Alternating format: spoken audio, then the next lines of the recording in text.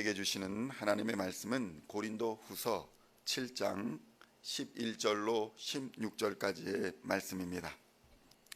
찾으셨으면 함께 한 목소리로 봉독하도록 하겠습니다. 보라, 하나님의 뜻대로 하게 된 이 근심이 너희로 얼마나 간절하게 하며 얼마나 변증하게 하며 얼마나 분하게 하며 얼마나 두렵게 하며 얼마나 사모하게 하며 얼마나 열심 있게 하며 얼마나 벌하게 하였는가. 너희가 그 일에 대하여 일체 너희 자신의 깨끗함을 나타내었느니라. 그런즉 내가 너희에게 쓴 것은 그 불의를 행한 자를 위한 것도 아니요 그 불의를 당한 자를 위한 것도 아니요 오직 우리를 위한 너희의 간절함이 하나님 앞에서 너희에게 나타내게 하려 함이로다. 이로 말미암아 우리가 위로를 받았고 우리가 받은 위로 위에 디도의 기쁨으로 우리가 더욱 많이 기뻐함은 그의 마음이 너희 무리로 말미암아 안심함을 얻었음이라.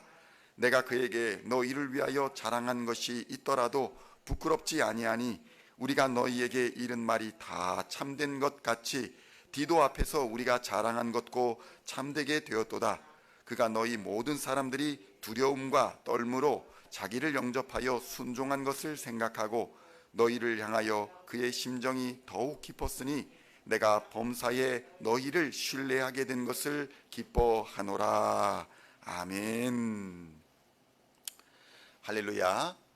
오늘은 고린도후서의 22번째 시간으로 고린도후서 7장 11절로 16절까지의 말씀을 본문으로 서로 신뢰를 회복하려면 이라는 제목으로 은혜의 말씀을 함께 나누고자 합니다.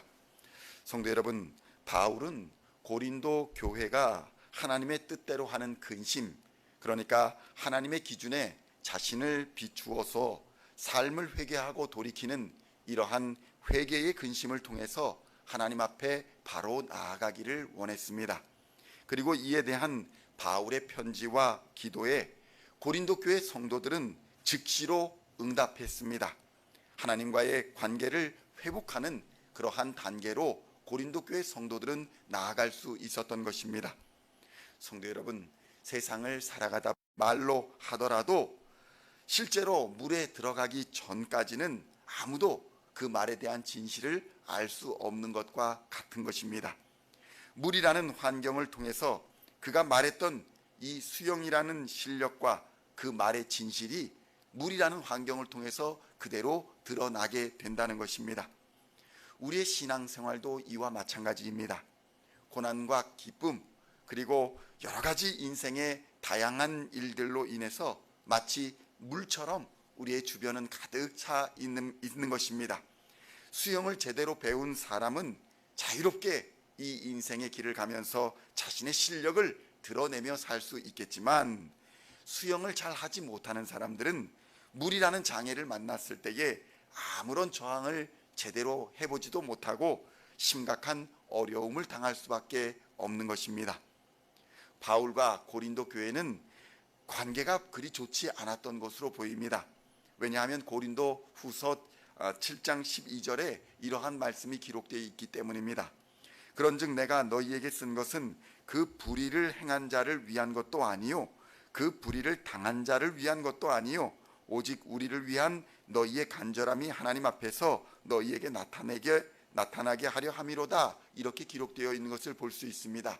그래서 사람들은 불의를 당한 자를 바울로 생각하고 불의를 행한 자를 고린도 교회 성도들 아니냐, 이렇게 추론하고 있는 것입니다.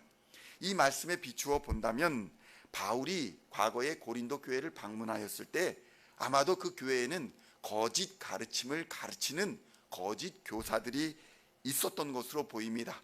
그리고 이 거짓 교사들로 인해서 바울이 매우 어려운 지경을 당하고 있었던 것 같습니다.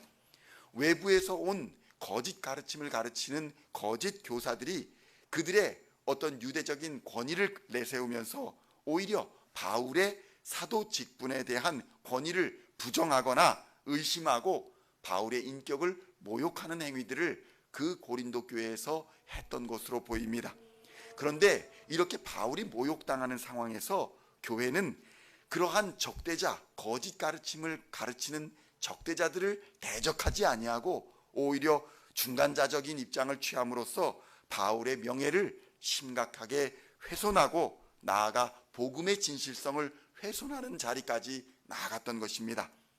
거짓 교사들이 바울을 무시하는 것, 그것은 곧 고린도 교회를 무시하는 행위임에도 불구하고 고린도 교회는 이것을 방관함으로써 바른 진리의 말씀의 권위를 무너뜨리는 행위를 같이 하고 있었다는 것입니다.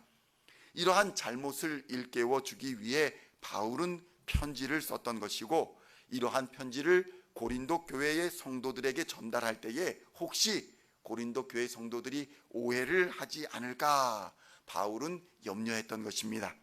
그러나 고린도 교회의 성도들은 이러한 바울의 진심 어린 편지를 받고 자신들의 잘못된 태도와 거짓 교사들을 대하였던 잘못된 행동, 그런 것들을 깨닫고 심각성을 깨닫고 하나님 앞에 진심으로 무릎 꿇고 회개하는 그러한 모습을 보여줬다는 것입니다. 그래서 성도 여러분, 올바른 회개는 성도 간의 관계를 회복시키는 능력이 있습니다. 회개는 더욱 단단한 유대 관계를 형성시켜주는 열쇠가 되기도 하는 것입니다. 그래서 고린도후서 7장 11절에서는 이렇게 말씀합니다.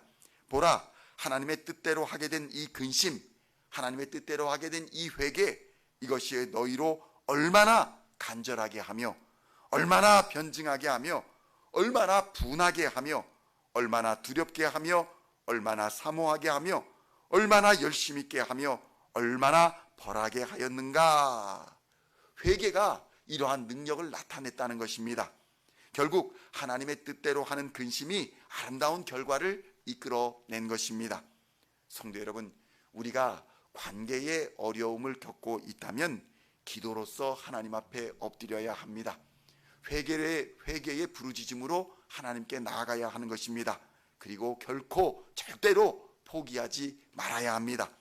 낙심하지 아니하고 포기하지 아니하면 하나님의 뜻대로 근심하는 자들에게는 하나님은 때가 이르면 반드시 응답하여 주시고 회복하여 주시는 것입니다.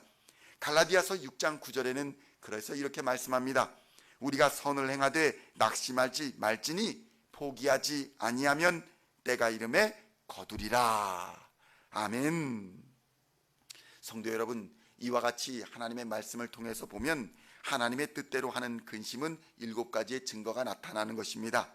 우리의 근심이 세상 근심인지 아니면 하나님의 뜻대로 하는 근심인지의 여부가 고린도 교회의 성도들이 드러냈던 7가지의 증거를 통해서 드러난다는 것입니다. 그것이 바로 11절의 말씀에 증거되고 있는 것입니다. 하나님의 뜻대로 근심하는 자, 회개하는 자는 간절한 마음이 있다는 것입니다. 역설적으로 말하면 기도에 간절함이 없는 자, 하나님 앞에 간절하게 매달리지 않는 사람들은 하나님의 뜻대로 근심하지 않는 사람들이다, 이렇게 말씀하는 것과 마찬가지입니다. 또 회개하는 자, 하나님의 뜻대로 근심하는 자들은 하나님께 잘못을 탄원합니다. 고백합니다. 하나님, 내가 이런 상황을 당하였습니다. 하나님, 억울합니다 하면서 다른 사람한테 막 고소하고 하는 것이 아니라 우리 하나님께 부르짖어 아른다는 것입니다. 그러므로 우리의 입에 기도가 멈추어져 있다면 우리는 하나님의 뜻대로 하는 근심이 아닌 세상 근심으로 몸과 마음이 지배되고 있다는 것을 깨달아야 하는 것입니다. 기도가 멈추는 상황은 그리스도인들에게는 숨이 멈추는 상황처럼 매우 심각한 상황인 것입니다. 기도가 없이는 그리스도인들은 정상적인 삶을 살 수가 없습니다. 세상의 사람들은 코로 숨을 쉬며 살아가지만 거듭난 사람들은 기도로 호흡하며 살아가기 때문인 것입니다. 세상 사람들이 숨을 쉬지 않으면 죽을 수밖에 없는 것처럼 그리스도인들도 기도가 멈추면 죽을 수밖에 없는 것입니다. 오늘도 기도를 통해서 성령 하나님의 음성을 들으시며 살아계신 하나님과 소통하셔서 하나님의 뜻대로 하는 근심을 이루어서 놀라우신 하나님의 사랑과 그의 칭찬 속에 거하시는 저와 여러분 다 되시기를 우리 주 예수님의 이름으로 간절히 축원드립니다.